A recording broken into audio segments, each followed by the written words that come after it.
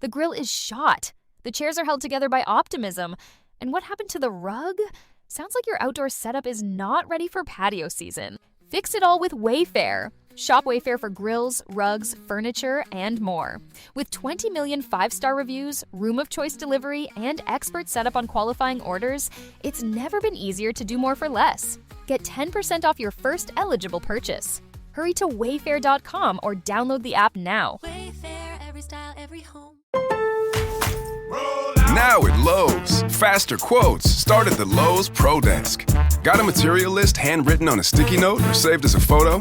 Perfect. Bring it to us and get a quote in minutes. And if you don't see what you need on the shelf, we'll help you get it. You can access thousands of products beyond what's available in-store or on Lowes.com, right from the Lowe's Pro Desk. Build quotes faster and source the materials you need to keep your jobs moving. Just like that, at Lowe's. How would you like a 15% discount to my daily email, the stack of stuff, the show notes, discounts to the conference, all of that? All you need to do is text the word show to 33777. You'll get the annual subscription with a 15% discount to my daily email. You'll get the stack of stuff, the links to the show notes, discounts to the conference, and so much more. All you have to do is text the word show, SHOW, to 33777. Text show to 33777.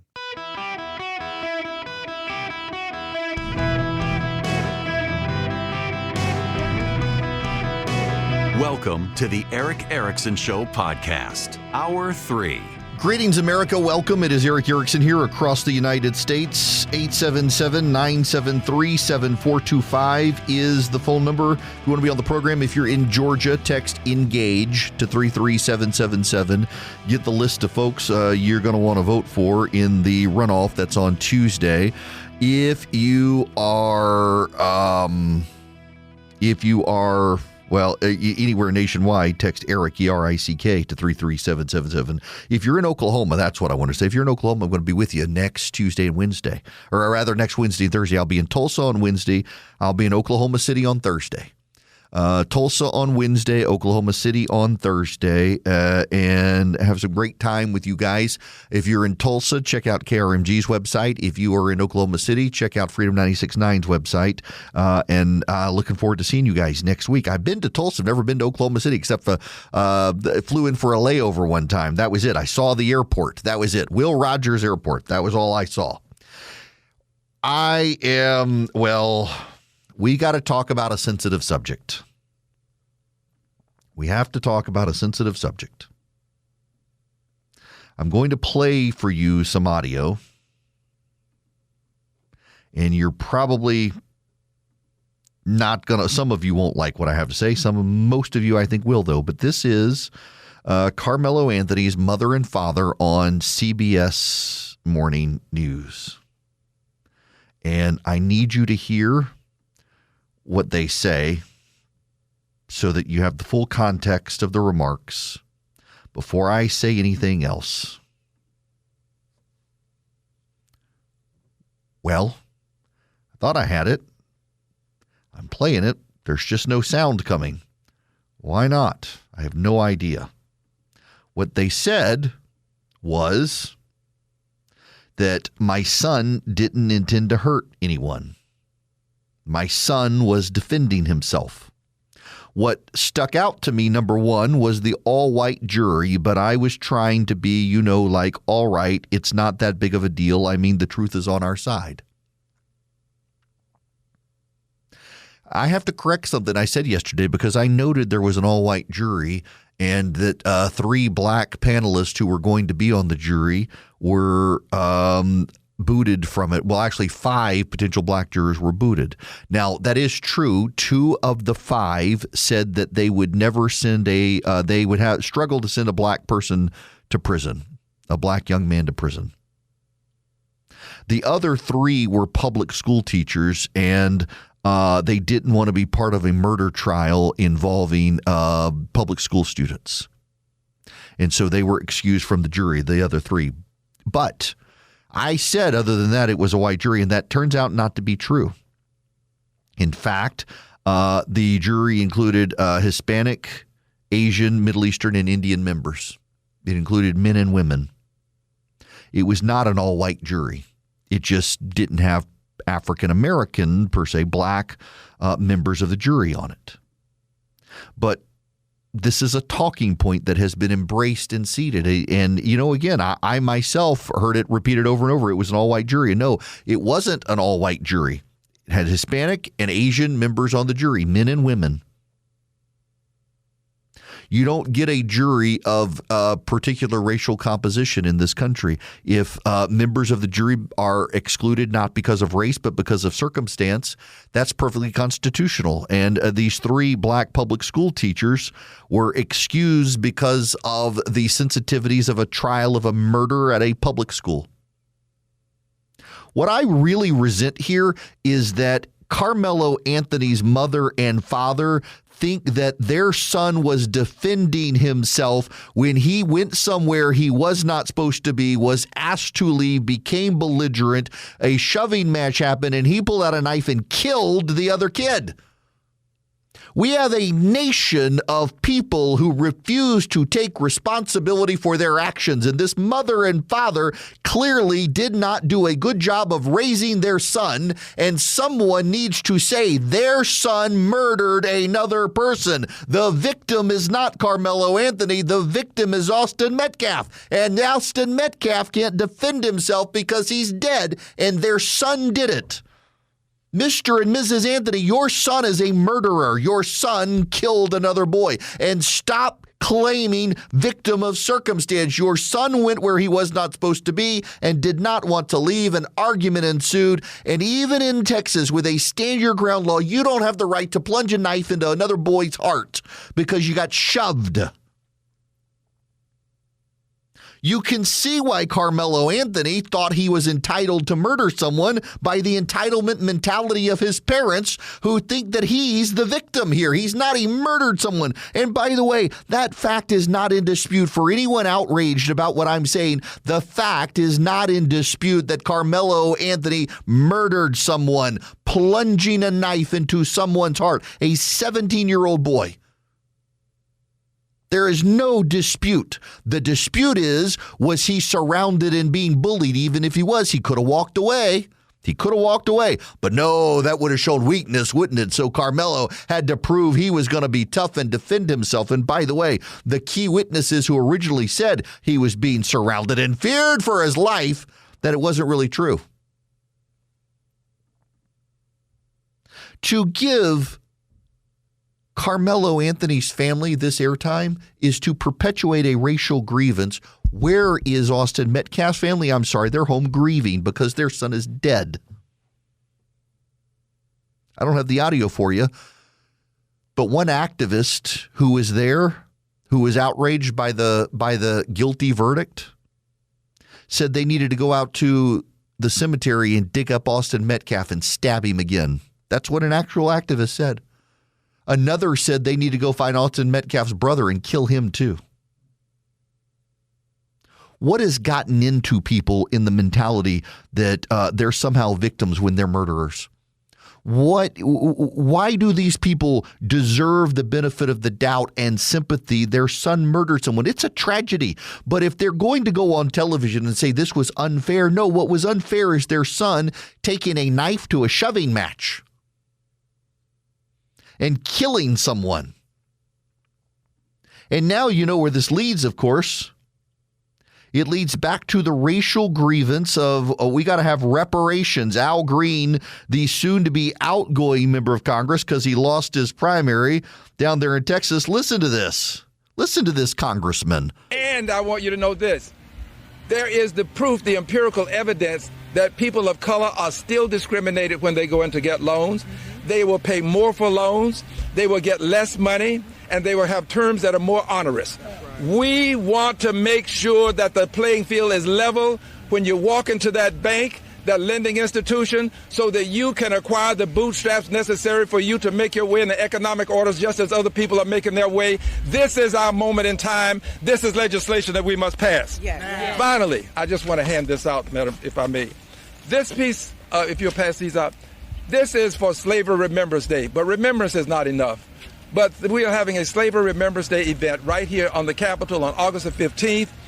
It will be in the auditorium. everyone is invited to come, and we will have more discussions about these things and other things associated with what we do. Remember, Remembrance Day is not enough. We have to have reparations. And I have a piece of legislation that calls for a Department of Reconciliation. But there can be no reconciliation without reparative justice. And there can be no reparations without reparative justice.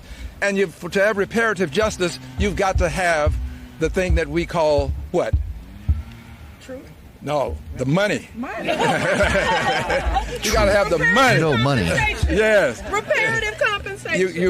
You got to have reparations.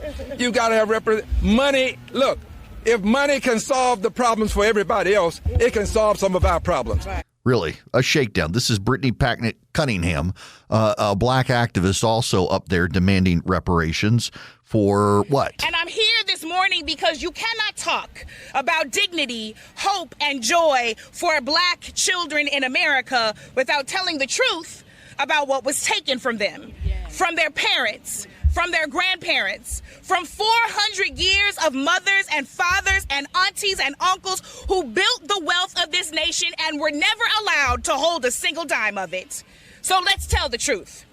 We do not have a money problem in America. Marion Wright Edelman said that, and she was absolutely correct. We do not have a money problem. We have a values problem. We have a priorities problem. The money is here.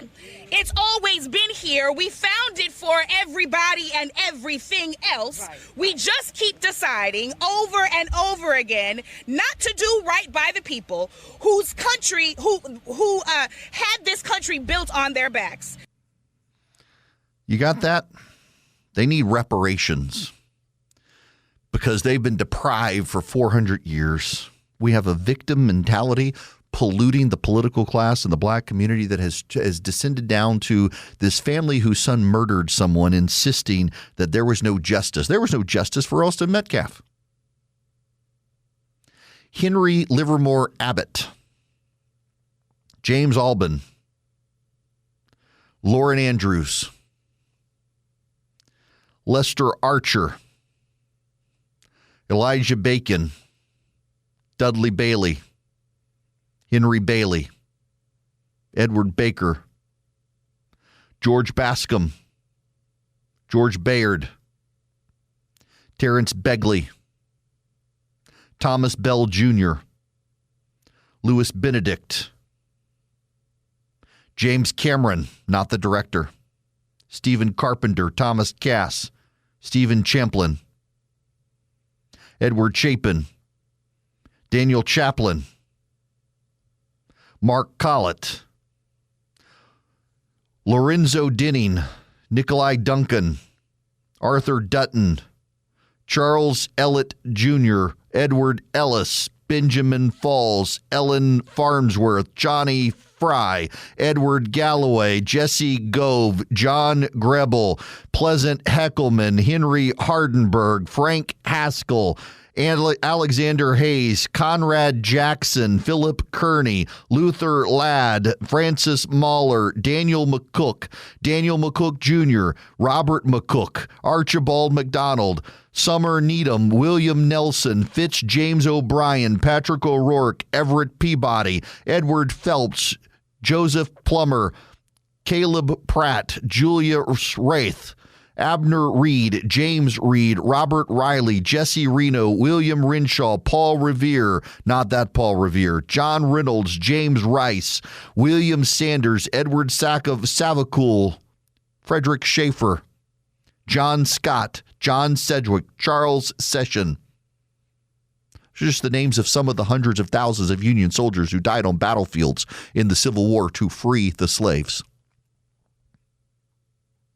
As Christ died to make men holy, these men died to make men free, in the words of the Battle Hymn of the Republic.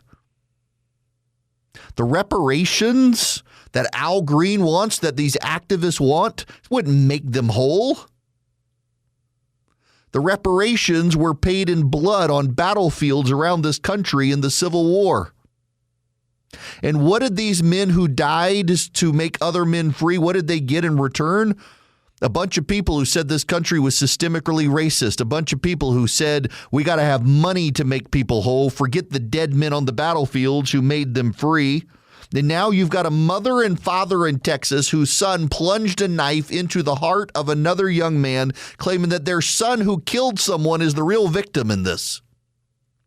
And you got a bunch of activists to amplify their claims and to distort what actually happened, claiming there was an all-white jury when it was a racially diverse jury. Claiming that the boy was being bullied. Well, it still didn't give him the right to kill someone. Claiming he was being shoved. He took a knife to a shoving match and killed someone. The sound and the fury of an American media willing to make someone who was a murderer the victim and ignore the actual victim's family. The brokenness of progressivism in this country, poisoning the minds of a whole class of people, convincing them still that they are victims in a country where men died to make them free. It is poisonous and poisoning too many people. You know, they talk about lickable websites. You know what I mean. The really cool websites, everything is integrated. There's a flow. And I like to buy my different clothes and a lot of other products from sites like that. And I've noticed, well, they've all got that little shop button. And it turns out so many of them use Shopify. Those sites work so well. They're the ones I like to buy from. Your customers, they're going to want to buy from them as well. It's easy to get set up. You get the word out like you have a marketing team behind you, easily create emails and social media campaigns. Shopify is your commerce expert with world-class expertise in everything from managing inventory to even international shipping. And you get a design studio with hundreds of ready-to-use templates. Shopify helps you build a beautiful online store that matches your brand's style. So get less carts abandoned and more sales going with Shopify and their Shop Pay button. Sign up for your $1 per month trial today at shopify.com/Eric. That's shopify.com/Eric. Shopify.com/Eric. Well, I got more news for you. You're going to roll your eyes. I got to admit, I saw this and rolled my eyes far into the back of my head. So the President of the United States says we are on the cusp of a deal with the Iranians, and therefore he has called off the strikes. Iran says they don't know anything about a deal. The Israelis and the Egyptians are likewise saying they don't know anything about a deal. The president says that the Iran deal is near completion, and the Iranians and the Egyptians and the Kuwaitis and the like are all on board, and all of those countries say they don't know what he is talking about, according to the media. There is some other breaking news. The President of the United States has announced Jay Clayton, the former chairman of the Securities and Exchange Commission, and the former head of Sullivan Cromwell, one of the nation's top law firms and current U.S. attorney for the Southern District of New York, to be the next director of national intelligence. In other words, Bill Pulte will now not be the acting director of national intelligence. It will be Jay Clayton who takes over the position and will become a member of the cabinet, according to the president, hoping for Senate confirmation. Had the president done this yesterday, he could have saved FISA. FISA has now been killed by the Democrats because of the Pulte nomination. The president is now pulling the Pulte nomination and going to this. The wheels seem to be just coming off the wagon here in some of this stuff. Internally, people say the president is fuming about not being able to get the Senate to fund his ballroom and things like that, and the Pulte nomination being held up and undermined even by people in the White House. And now all of this, y'all, I got nothing for you. I'm just telling you what's happening as the news breaks. I'm just telling you what's happening. Now, let me tell you about Vision Computers. If you're building a computer, they can build a computer for you. Vision Computers can actually take your existing computer and they can move everything over to the new computer so long as everything's Windows 11 compliant. So your new computer is set up just like your old computer, except it runs faster and better and has more memory and is up to date. VisionComputers.com or 404-COMPUTE. If you buy a computer from Vision Computers, you're going to get their world-class tech support. My new board op is here. His name is Jim. My old board op was Jim. My old board op, Jim, for 15 to 20 years was a Vision Computer customer. Never had a problem. because he always went with Vision Computers. He loved them, swore by them, couldn't get him to convert to Macs. Vision Computers does PCs. I'm a Mac guy, but we have one of their PCs in our house. My son admitted the other day he liked Windows better than the Mac. I nearly did disinherit him. And he also loves Vision Computers because of their tech support. He never has to ask me a problem. They can be in charge of your whole office, by the way. So you don't have to be tech support for your office. 404-COMPUTE or visioncomputers.com. 404-COMPUTE or visioncomputers.com. You let Vision Computers take over your computer management. You'll sleep well at night. They'll keep you online. They can even handle email support and printer support. 404-COMPUTE. Tell them Eric sent you. Might save a little more money. 404-COMPUTE or visioncomputers.com. Here now is the official statement from the President of the United States, Donald Trump. Based on the fact that discussions with the Islamic Republic of Iran have been brought to the highest level of Iranian leadership and approved, I have, as President of the United States, canceled the scheduled strikes and bombings against Iran this evening. Discussions and final points have been, in both concept and great detail, approved by all parties involved, including the United States, Israel, Saudi Arabia, the United Arab Emirates, Qatar, Turkey, Pakistan, Bahrain, Kuwait, Jordan, Egypt, and others. The naval blockade will remain in full force and effect until this transaction is finalized. Time and place of the signing to be announced shortly. Just so you know,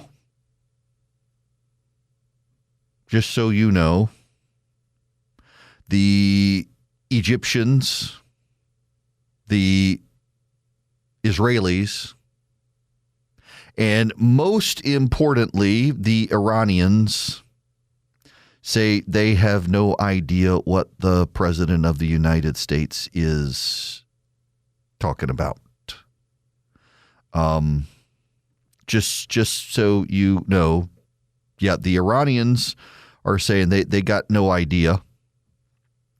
The Israelis say they have no idea. And the Egyptians say they have no idea. So I have no idea what's going on. We'll find out. We'll find out. I got nothing for you, folks. I'm just telling you what the news is as it happens. The president says they got this deal with all these countries on board. The statements from these countries are like, we have no idea. So we'll see. Maybe somebody in those countries have an idea and it's just moving so fast they don't know. Who knows? If you're 64 or older, here's what's happening with Medicare right now. A lot of people are on a plan that made sense when they signed up, but the plans have changed. Nobody's reaching out to really help you. But plenty of people are reaching out to sell you things. That's the problem. You're not short on phone calls. You're short on calls you can trust. That's why I've gotten so many complaints from people asking about this whole nonsense. They're so frustrated. I found Chapter. Chapter's different. They're the only Medicare advisors that compare every plan nationwide and match it to your doctor, your prescriptions, your actual life that you've got right now. Their advisors aren't paid to push one plan over another. If you're on the right plan, they're going to tell you you're on the right plan. If you're not on the right plan, they're going to help switch you to the right plan. Last year, people who found new plans with Chapter saved an average of $1,100. It's a free call. It's under 20 minutes. Go to askchapter.org/Erickson. It's ORG, not com. Askchapter.org/Erickson. Don't wait for someone you trust to find you. Find Chapter. Free call, less than 20 minutes. Askchapter.org/Erickson. We got to move on to other stuff. Wrong file. We got to move on to other stuff because, well, I'm rather flummoxed right now. I keep using the word flummoxed. It has definitely become my word. I'm flummoxed as to the situation. Now, Barik Ravid with Axios, who is well-sourced, says this: behind the scenes, negotiations continued late Wednesday night in Tehran as Qatar's envoy Ali Al-Thawadi and Iranian Foreign Minister Abbas Araghchi worked to bridge the remaining gaps between the United States and Iran. According to three sources briefed on the talks, the Qataris and the Iranians believed on Wednesday they had reached an agreed-upon text that the United States would accept. As a result, the president says that the mediators are close to a deal.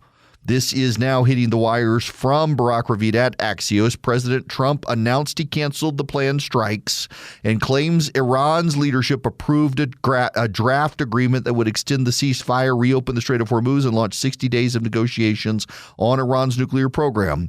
The president has claimed an agreement was close multiple times before, and Iran's Fars news agency has already pushed back on his latest claims. However, 3 sources briefed on the talks said the key gaps were narrowed during talks. Based on the fact that discussions with the Islamic Republic of Iran have been brought to the highest levels of Iranian leadership and approved, I have canceled the scheduled strikes. The naval blockade will remain in effect. Fars is a semi-official news agency associated with the Iranian Revolutionary Guard Corps.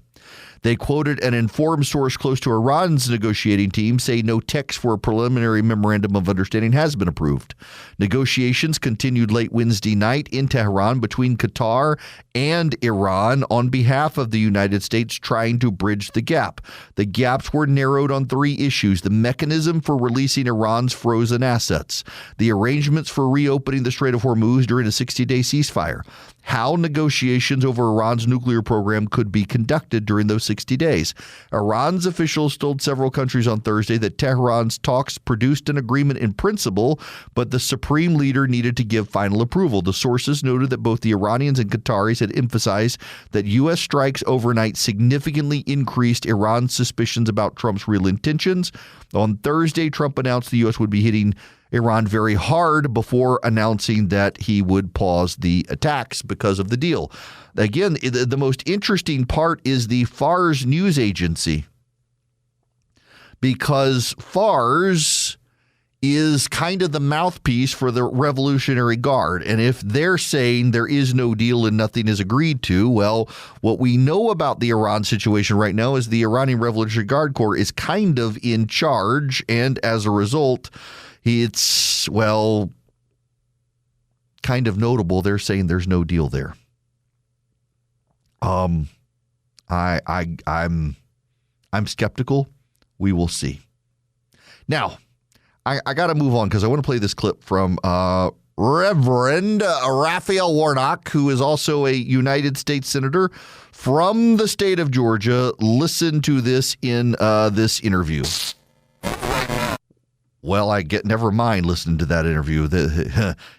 What he said was, and I quote, "Right now, black voters are at the center of the debate that we're hearing, but I think the Supreme Court has committed violence against our whole. The ways in which ordinary people can have a voice in our system, the Supreme Court has committed violence." Again, this ties into my ongoing complaints about the left right now, where if they don't control it, they don't like it. And if they don't control it, they tend to hate it.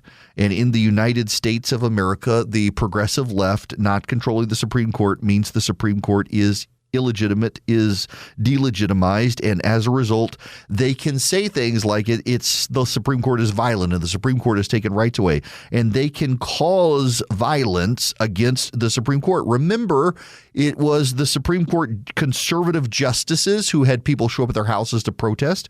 It is Brett Kavanaugh, who they attempted to assassinate just 2-3 weeks ago.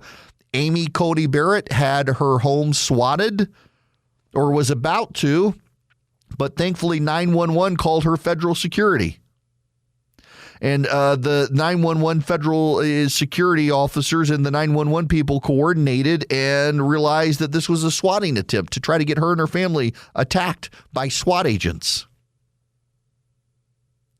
Words mean things, according to Barack Obama, and let's not kid ourselves. Raphael Warnock understands what he's trying to do here, which is to delegitimize a system that isn't working for him.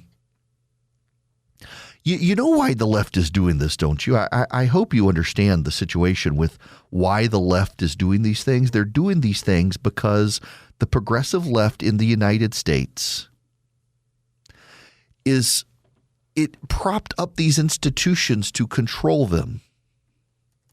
And in controlling them, they thought the country was always headed in their direction.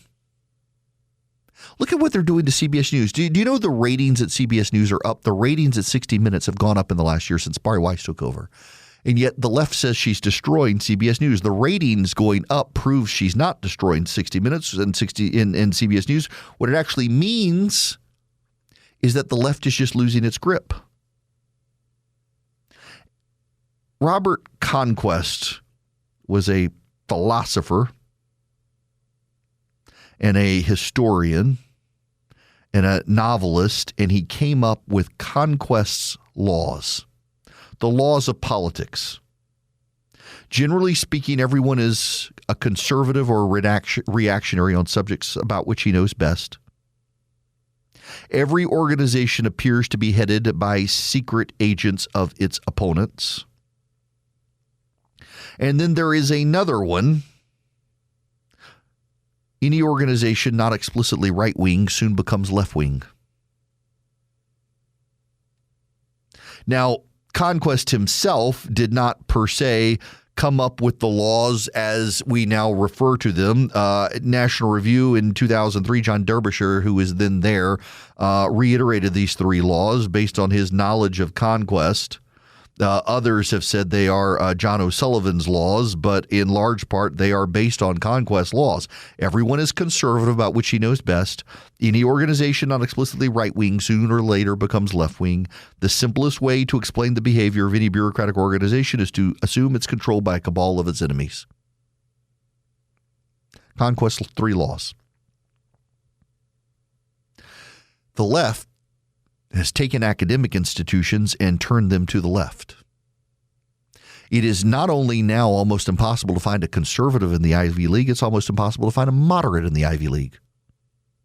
They've gone hardcore leftist at the Ivy League, and as a result, in the free marketplace of ideas, a lot of families are fleeing the Ivy League for the SEC and the ACC. They're going to state schools in the South. You show up at the University of Alabama or the University of Georgia, you are real likely to find a bunch of kids from the North, a bunch of Yankees, as we would say in the South. You go to Emory University, not far from where I am, the Emeroids, you will be amazed at the number of New York license plates in the student parking. Now, Emory's pretty progressive, but it's not as bad as Harvard or Cornell or Columbia or Yale or Princeton or Dartmouth. Still very liberal, very, very liberal, but not near. I mean, remember what the one of the Iranian leader's daughters was on payroll at Emory. Yes, one of the terrorist regime's daughters was on payroll at Emory until just a couple months ago when the Trump administration booted her out of the country. Went home for her father's funeral after we blew him up, and they wouldn't let her come back. And still, that university that had the daughter of a terror leader on payroll is still less progressive than Harvard. Any organization not explicitly right-wing sooner or later becomes left-wing. What's happening with the left in this country with their fury is that the pendulum is starting to swing back, and they're trying to grab hold of the pendulum and hold it on their side. The country is going through a correction. It's part of a political realignment as we see non-white voters moving to the right. It's not a coincidence we're getting ever more racially incendiary remarks in this country by progressives on the left, by progressives who tend to be non-white, who scream more about reparations and scream more about victimization and scream more about racism in the country. Racism is objectively in decline in this country, and yet we have more people screaming about racism than we've had in a very long time because they profit from it and they can't let it go away. It's like the Southern Poverty Law Center, investigated now by the Trump administration for fanning the flames of racial hatred in this country because their fundraising was in decline, so they needed to manufacture racial hatred in this country. They started funding people inside white nationalist organizations. You know, they got a new report out claiming that Georgia, where I am, is one of the epicenters of right-wing hate in the United States now. Not a coincidence. Georgia, which is more and more a swing state, has a bunch of progressives trying to run for office, and the SPLC very happily comes out and says, oh, Georgia's a hotbed of right-wing white nationalists and hate now.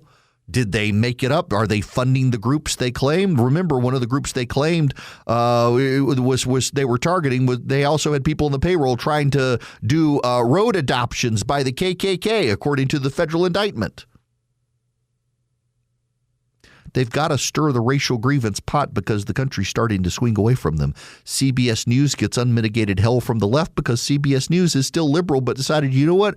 We're going to have the audacity to treat the right meritoriously, that like maybe some of his claims have merit, and we're going to put on non-fringe elements of the right, but the actual mainstream voices of the right, the people on the right listen to. The policing of the right is the one that galls me. The people on the left who have the audacity to claim you can't have this right-winger on your network because I don't agree with them. You can only have on right-wing voices they agree with, or the right-wing voices that are so kooky and fringe that no one would agree with them. That's why they're furious with Scott Jennings on CNN, because he scores points all the time for the right. We can't have that guy there. And they're angry. They can't control it. The left just keeps getting more angry, and as a result keeps getting more violent. And they've had to manufacture violence on the right to try to show a disproportionate violence on the right, but it's all coming from left-wing money. These people are not having a good time of it as they've lost control, and in loss of their control, they keep reminding people how much they hate this country. I love this. I love this so much. The Scots are playing their first World Cup match at Gillette Stadium in Foxborough, Massachusetts. They're calling it the Boston Stadium because you're not allowed to have any corporate branding. So like the Mercedes-Benz Stadium in Atlanta is the Atlanta Stadium. This guy just put up this picture and said, in the dead of night, the Scots arrived at an Airbnb across the street from our house. At 6:30 this morning, they came outside, decked in kilts, and began playing bagpipes. And he shows a picture, and they're outside. They've got Scottish flags up. They've got the royal Scottish flag up, the yellow with the red dragon. They've got the a real Scottish flag up with the blue and the St. Andrew's cross. Oh my goodness gracious! And they're outside in kilts. And they're playing the bagpipes, and they're having a blast. This is hilarious. I mean, God bless them. Look, I'm not a huge soccer fan, as you know, but I love that all these people are showing up in this country, and they're like, this place is amazing. One of these guys I just saw, he discovered a Bass Pro Shop, and his mind is blown away by a Bass Pro Shop. It's incredible. Absolutely incredible. I just say that these people, they're coming into this country and their mind is blown away. Just God bless the United States. Okay, I got to bring you up to speed on two things. Number one, the Iranian Revolutionary Guard Corps has doubled down on they have no idea what deal the president is talking about, but thank you for not bombing us tonight. And also the president has announced that Jay Clayton, the current U.S. attorney for the Southern District of New York, will be the nominee for Director of National Intelligence. The Senate, of course, is leaving town this week, so they're going to be dragged out on this. And FISA Section 702 still has to be renewed. It was killed in the House last night, which would have been avoided had the president done this yesterday. The Democrats would have voted for it. So there you have it. A lot of reporting out of the White House that people in the White House, they're suddenly getting mad at each other, and a lot of infighting in the White House as the president loses a little bit of focus here. I think he needs a vacation. We'll see. You need Old Glory Bank to be your bank. They're my bank. If you go to oldglorybank.com/Eric, you can sign up with Old Glory Bank. They'll be your bank, and they would love for you to do business with them. They are a pro-America bank. They believe in your freedom to bank. They're not going to debank you for using your bank account legally how you want to use it. They've got a great app on the phone. You can even, if you lose your debit card, you can pause it instead of canceling it. And when you find it or restart it without having to call them and tell them, if you just know it's around the house somewhere, you can't find it. There's no reason to have it canceled and get a new one. You can just pause it on your phone. You can deposit cash with the app. It generates a QR code. 88,000 retail locations around the country will do business with you to get cash into your account. You can deposit checks as well. Did that the other day. It works great, flawlessly. oldglorybank.com/Eric. If you're active duty military, if you're a first responder, they've got great deals for you. They'll even waive fees on premium accounts for you and give you a line of duty benefit up to $100,000 with a checking account direct deposit. oldglorybank.com/Eric. Member FDIC. Equal housing lender. Terms and conditions apply. oldglorybank.com/Eric.